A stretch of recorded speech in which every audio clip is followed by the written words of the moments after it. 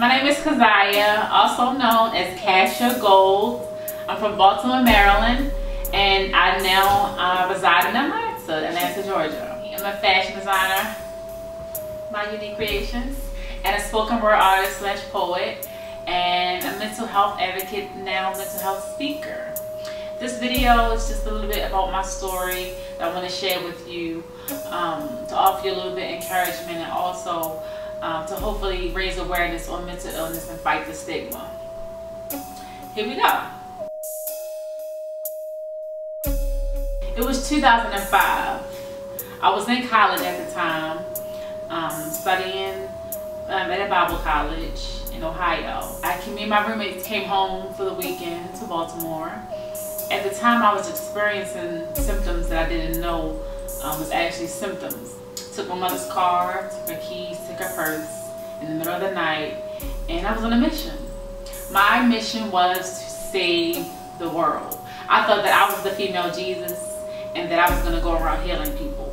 I ended up at a hill in a park in the middle of the night, and I was having all kind of racing thoughts. Three main thoughts that I do remember.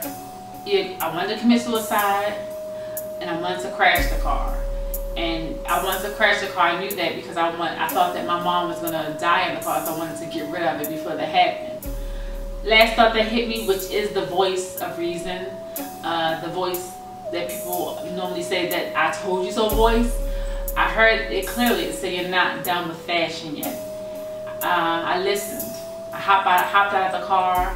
The car did crash without me in it. Once my family realized what had happened to me, that same night, they immediately took me to the hospital to take me for a psychiatric evaluation, and I spent some time in a psych ward, and they diagnosed me as bipolar. When I first received the diagnosis of having bipolar disorder, I went into a shell. I didn't want anybody to know. I thought that I was not going to be looked at as being someone desirable. I felt the stigma of it very strongly within me. I stigmatized myself. I didn't know what it meant to have bipolar disorder, and I had to understand what it meant. But at that time, I didn't accept it. I didn't talk about it. I didn't want anybody to know.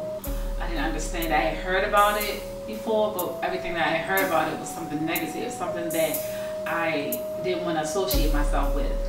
Months after receiving the diagnosis, I stopped taking my medication.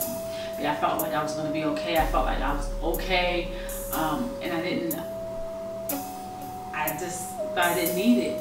So I ended up back in the psych ward again. Racing thoughts, paranoia, hallucinations, very high anxiety, sleepless nights, insomnia, a little bit of depression, a lot of mania, and confusion. I just remembered having another episode and thinking like, wow, I really need to focus on taking care of myself. This is a real thing. This is something real that I'm dealing with. It's something that needs attention. And this journey has been me actually taking the time and the patience with myself and my recovery to take care of myself, to understand what it means to have self-care, and to identify with triggers, things that make me go off. So now I'm at the point in my life where I do understand what it means to have a mental illness, to receive a diagnosis of mental illness. And I know now what it takes to take care of myself.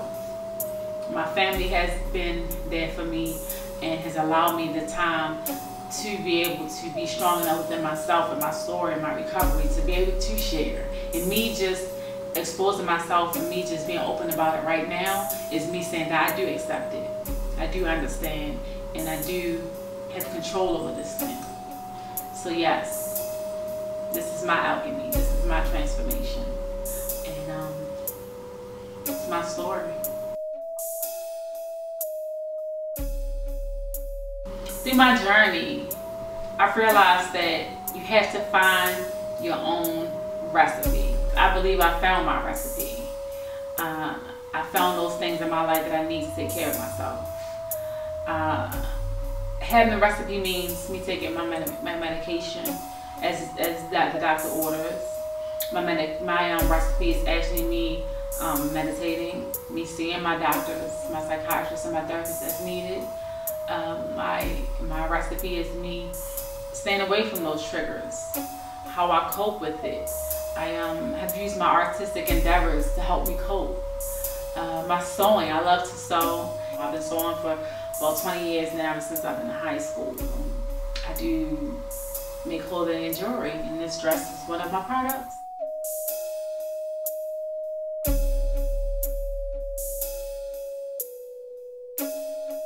I have used poetry, my spoken word, and my writing as a form of me coping and my recipe. So I do journal often. My recipe includes me exercising, me dieting, me taking the time to focus on my body, me even praying and reading self-help books. It really makes me realize how much more I need to share my story, how much more I need to advocate, how much more I need to fight the stigma and talk about mental illness so that people won't suffer in silence any longer. Just having people to talk to that understand or at least love me and care for me, that don't judge me, that has helped me to want to take care of myself even better. Without me having my family as my support, I don't think I would be where I am today. Just knowing those different ingredients that you need in your life to make you a better you is what really matters, and I found mine. My journey has begun, the gold journey, the journey of me recovering from having a mental illness, learning myself, and also better understanding what I need to help myself be a better person with having mental illness. I've successfully created my own clothing line, Paraclete Couture. I've done music videos that you can also check out at my website, CassiaGold.com. I've put out close to 2 or maybe even 3 spoken word albums of my poetry. I'm in the process of writing a book, and it's based on my story. It's something I've been working on for a while. My dream is to one day open the art schools. I know that my calling is to be a healer through art. All that I've done artistically with dancing, doing a little bit of acting, modeling, sewing, doing my spoken word, and just all my creative things like drawing and sketching, things like that. I feel like that's part of my purpose, is to help people to heal through art, because that has helped me to heal. I do want to travel more, sharing my story. I want to go abroad and travel more across the United States, sharing my story. I encourage you to get on board with some organizations that offer help for people who have mental illnesses. I'm a part of a really great organization called NAMI, N-A-M-I, National Alliance on Mental Illness. And they've helped me to branch out, to share my story even more. And just working with them, I've gained more confidence in sharing my story. I've gained more confidence in fighting the stigma. I do a lot of things with CIT, crisis intervention training, traveling to share my story to officers who are in training to understand more about mental illness, so that they can help people on the streets or know how to answer calls on the streets of people that may have mental illnesses. So be an advocate for mental health. Understand that having mental illness is not a death sentence. It's not a write-off. And for people to understand that just because you have a person has a mental illness does not mean that they are crazy. We need help. I need help. I still need help. I still need people around me to support me. Get educated, understand what it is, and do not judge. I can be reached social media, or YouTube, Instagram, Facebook, Snapchat.